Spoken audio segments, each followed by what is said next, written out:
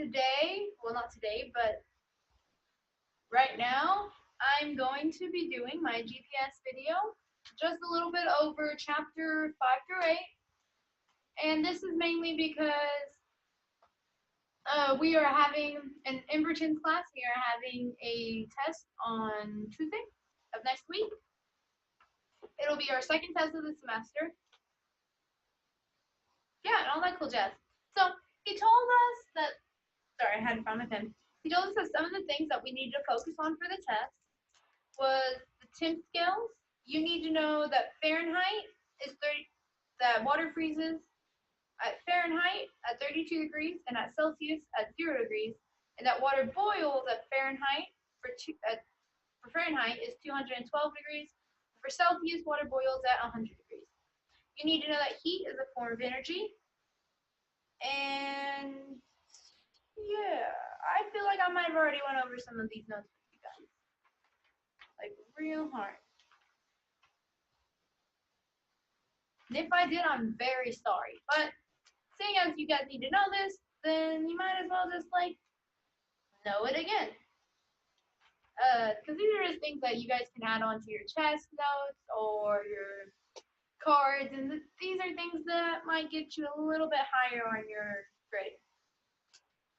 He said you need to know Boyle's gas laws and Charles' gas law.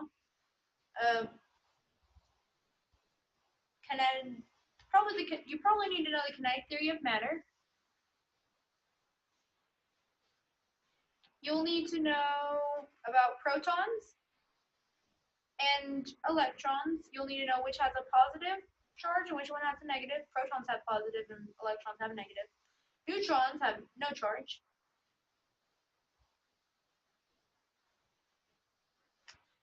You'll probably need to know about conductors, insulators, semiconductors, ions, and ionization.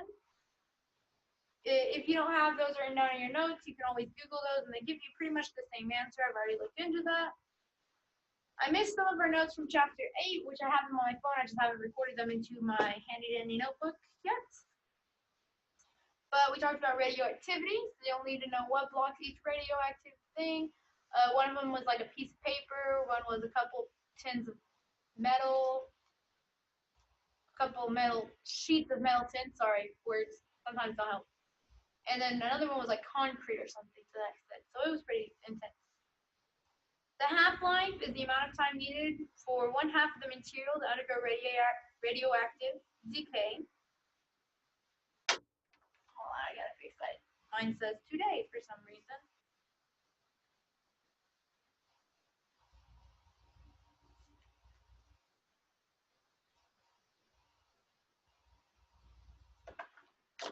And you'll need to know that sources of radiation are the environment around you, the sun, and nuclear medicine, such as X-rays and MRIs, and pretty much anything that blasts you with nuclear radiation so that it can see things in front of you or, inside of you. Nuclear fission it takes a large nuclei and splits them into smaller atoms in energy. And then nuclear fusion takes 2 small nuclei and combines them to make one larger nuclei plus energy. So fission is when it breaks apart. Fusion is when it joins together. Fusion is more powerful than fission. When talking about bombs, I don't like to talk about bombs, but when you talk about bombs, an A bomb would be an example of a fission bomb. And then a hydrogen bomb or an H bomb would be an example of a fusion bomb. A fission reaction is a chain reaction where each fission produces 2.3 neutrons on average. And then some of the things you need to know, which I don't remember how these relate to it, but he said you need to know about the 3 Mile Island, Pennsylvania in 1979. You need to know about the Chernobyl, Russia in 1986. You'll need to know 48 nuclear power points under construction currently, but none brought online since 1979. You won't need to know like all 48. You'll just need to know in general. I could think like how many there were or something like that.